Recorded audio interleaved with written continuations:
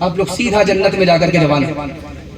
اللہ آپ کے بڑھاپے میں برکت دے۔ دھیان سے سنیے گا، آپ کے گھر میں کچا انڈا ہوگا، کل تجربہ کر لیجئے، کچا انڈا کو توڑ کر کے شراب کے گلاس میں آپ ڈال دیجئے، تھوڑی دیر میں دیکھیے گا وہ انڈا اس طرح ٹائٹ ہو جائے گا جیسے چولہے پر ابلا ہوا۔ آپ کی آنکھ سے پٹی ہٹا رہا، جب گلاس کی گلاس شراب اندر جائے گی توتلی کو کس طرح ٹائٹ کرے گی۔ آپ کے گھر میں گوشت ہے، گوشت کی ایک بوٹی کو پانی کی بوتل میں ڈال دیجئے، 3 دن کے لیے چھوڑ دیجئے۔ گوشت کی ایک بوٹی آپ شراب کی بوتل میں ڈالیے، 3 دن کے لیے چھوڑ دیجئے۔ 3 دن کے بعد دیکھیے، جس گوشت کی بوٹی کو آپ نے پانی کی بوتل میں ڈالا اس کا رنگ نہیں بدلے گا، 3 دن کے بعد بھی جیسا تھا ویسا ہی رہے گا۔ لیکن جس گوشت کی بوٹی کو آپ نے شراب کی بوتل میں ڈالا ہے، 3 دن کے بعد دیکھیے چربی کی طرف پیلی پڑ جائے گی۔ آنکھ سے پٹی ہٹا رہا ہوں، آپ عقل مند آدمی ہیں، اشارے میں آپ نصیحت پکڑیں گے، جب گلاس کی گلاس شراب اندر جائے گی تو اتڑی کو کس طرح پیلا کرے گا۔ آپ کسان آدمی ہیں، جب آپ کے کھیت میں کیڑا لگتا ہے تو آپ کیا کرتے ہیں؟ خطرناک سے خطرناک زہر لے کر کے آتے ہیں، پانی میں اس کو گھولتے ہیں۔ کل تجربہ کر لیجئے، 99 بوند اسپرے مشین میں آپ ڈالیے پانی کی، صرف 1 بوند شراب کی ڈال دیجئے پانی میں، 99 بوند پانی میں 1 بوند شراب ملا کر کے گھول دیجئے اور پھول پر اسپرے کیجئے، چند دن میں پھول مرجھا جائے گا۔ اب غور کیجئے، جب گلاس کی گلاس شراب اندر جائے گی تو اندر کے پھول کا کیا حال ہوگا۔ ہاتھ جوڑ کر کے آپ سے کہتا ہوں، آپ شراب سے توبہ کر لیجئے، اللہ آپ کو ہر مصیبت سے بچا لے گا، ہر نقصان سے بچا لے گا۔ ہاتھ اٹھائیے انشاءاللہ، کوئی پلائے گا تو چھوڑیں گے نہیں انشاءاللہ۔ جوانوں کو ذرا پرواہ نہیں بے تدالی کی، بڑھاپے میں نتیجے کہ یہ نادان دیکھیں گے، تیری دیوانگی پر ترس آتا ہے مجھے اکبر، کوئی دن وہ بھی ہوگا ہم تجھے انسان دیکھیں گے، گلاسوں میں جو ڈوبے پھر نہ ابھرے زندگانی میں، ہزاروں بہ گئے ان بوتلوں کے بند پانی میں، نہ کر برباد اپنی زندگی بوتل کے دیوانے، وہ کاٹے گا بڑھاپے میں جو بوتا ہے جوانی میں، یہ دارو جو پیا موت کا کڑوا پیالہ ہے، ملا ہے زہر شربت میں، چھپی ہے آگ پانی میں، ملا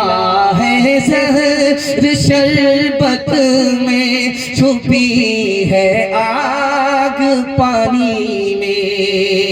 عورتوں کے حوالے سے 3 پیغام 5 سے 7 منٹ میں میرے حصے کا جلسہ مکمل ہونے جا رہا ہے، سننے کے لیے آپ لوگ تیار ہیں؟ ہاتھ اٹھائیے انشاءاللہ۔ آپ کا جب جوش کے ساتھ ہاتھ اٹھتا ہے تو مجھے خوشی ہوتی ہے کہ آپ تھکے نہیں، آپ ہوش میں ہیں۔ اللہ دین اور ایمان سے آپ کو ہوش میں رکھے اور اللہ ہر چیز کی دین اور ایمان کے صدقے میں حفاظت فرمائے۔ دھیان سے سنیے گا، رات کا سناٹا ہے، لڑکا اچانک آیا لڑکی کے پاس، لڑکی نے سمجھ لیا کہ اس لڑکے کی نیت ٹھیک نہیں ہے، گناہ کا ارادہ ہے۔ لڑکی نے کہا کیوں آئے ہو؟ کہا گناہ کا ارادہ ہے۔ کہا ایک بات، باہر جا کر کے دیکھو کوئی جاگ تو نہیں رہا۔ لڑکا گیا، جلدی سے آ کر کے کہتا سب لوگ سو رہے کوئی جاگ نہیں رہا ہے۔ لڑکی نے پھر بھیجا، پھر آ کر کے بولا کہ سب لوگ سو رہے کوئی جاگ نہیں رہا ہے۔ لڑکی نے تیسری بار بھیجا کہ دیکھ کر کے آؤ کوئی جاگ تو نہیں رہا، پھر کہا کہ سب لوگ سو رہے جاگ نہیں رہا ہے۔ اس لڑکی نے کہا اور اللہ کا بندہ یہ بتاؤ کہ خدا جاگ رہا ہے یا سو رہا ہے؟ اگر وہ جاگ رہا ہے اس کے حضور میں نافرمانی نہیں کر سکتی۔ لڑکی آگے آگے، لڑکا پیچھے، پلٹ کر کے دیکھا تو لڑکا کہا کیوں میرے پیچھے آ رہے؟ کہا میں عاشق ہوں، ابھی 2 منٹ میں پتا چل جائے گا تم ڈپلیکیٹ ہو اوریجنل ہو۔ لڑکی نے کہا تم مجھ پر کیا عاشق ہو؟ میرے پیچھے جو میری بہن آ رہی مجھ سے زیادہ خوبصورت ہے، عاشق ہونا تو اس پر عاشق ہو جاؤ۔ لڑکا اس کو چھوڑ کر کے ادھر تاک جھانک کرنے لگا۔ لڑکی نے منہ پر زور سے تماچا مارا، تم 2 نمبر کے عاشق ہو، 1 نمبر۔ لڑکی آگے آگے جا رہی ہے، لڑکا پیچھے آیا۔ لڑکی نے پلٹ کر کے دیکھا تو لڑکے نے قرآن کی آیت پڑھ دی، زیناھا للناظرین۔ دیکھنے کی چیز تو یہ جا رہی ہے جس کے پیچھے میں پڑھا۔ لڑکی اس سے زیادہ پڑھی لکھی تھی، قرآن کی آیت پڑھ دیا، حفظناھا من کل شیطان الرجیم، ہر شیطان سے میں اللہ کی پناہ مانگتی۔ لڑکا نے اپنا ارادہ بتایا، قرآن کی آیت پڑھ کر کے نرید ان ناکل منھا وتطمئن قلوبنا، ہم تمہارے پیچھے اس لیے آ رہے ہیں، ہم تمہارے عاشق ہیں، ہم تم سے فائدہ اٹھانا چاہتے ہیں۔ لڑکی اس سے بڑی دیندار، قرآن کی پڑھی لکھی، اس نے آیت پڑھ دیا، لن تنالوا البر حتى تنفقوا مما تحبون، بغیر نکاح کے، بغیر مہر میں پیسہ دیے ہوئے تم ہم سے فائدہ نہیں اٹھا سکتے۔ لڑکا سمجھ گیا کہ دال نہیں گلے گی، مایوس ہو کر کے ہاتھ کھڑا کر دیتا ہے، آیت پڑھتا ہے والذین لا یجدون نکاحا، میرے پاس تو پیسہ ہی نہیں ہے۔ تو لڑکی کہتی اولئک عنہا مبعدون، بے پیسے کے عاشق کی کوئی قیمت نہیں ہے، کھڑے کھڑے منہ کیوں دیکھ رہے ہو، پیچھے ہٹ جاؤ۔ کھسیانی بلی کھمبا نوچے۔ لڑکا کو غصہ آیا، لڑکی کو بددعا دیتے ہوئے قرآن کی آیت پڑھ دیتا ہے، لعنت اللہ علیک، اللہ کی لعنت تمہارے اوپر ہو، تم نے چاہنے والے کو صحیح جواب نہیں دیا۔ لڑکی اس سے زیادہ پڑھی لکھی، اس نے قرآن کی آیت پڑھ دی، للذکر مثل حظ الانثیین، مجھ پر سنگل لعنت، تمہارے اوپر ڈبل ڈبل۔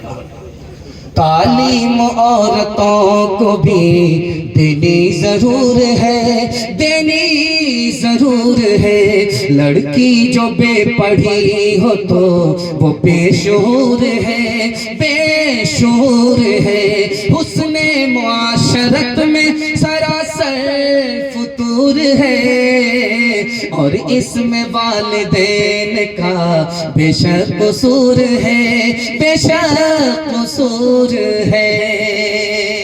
عورتوں کے حوالے سے آخری پیغام، آپ لوگ سننے کے لیے تیار ہیں؟ ہاتھ اٹھائیے جوش کے ساتھ انشاءاللہ، دھیان سے سنیے گا۔ نکاح ہوا، لڑکی ایک طرف، لڑکا ایک طرف۔ اللہ کے رسول نے لڑکی کو ایک نصیحت کی، کبھی زندگی میں جھگڑا نہیں ہوا۔ لڑکے کو ایک نصیحت کی، کبھی زندگی میں رگڑا نہیں ہوا۔ وہ نصیحت کیا تھی؟ سنا رہا ہوں، پیغام کو ختم کر رہا ہوں۔ لڑکی سے کہا یہ جو لڑکا تمہارا دولہا ہے، تمہارا شوہر ہے، یہ تمہارا شوہر ہی نہیں ہے، یہ تمہارے لیے جنت بھی ہے، تمہارے لیے دوزخ بھی ہے۔ تمہارا انتقال ہو گیا، یہ لڑکا خوش رہا تو اس کی خوشی کے صدقے میں اللہ تمہیں جنت میں داخل کرے گا۔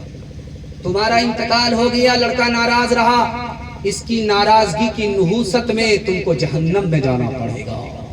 اس لڑکے کو صرف شوہر مت سمجھنا، یہ تمہارے لیے جنت بھی ہے، تمہارے لیے دوزخ بھی ہے۔ اس لڑکی نے اس نصیحت کو قبول کیا، زندگی میں کبھی جھگڑا نہیں ہوا۔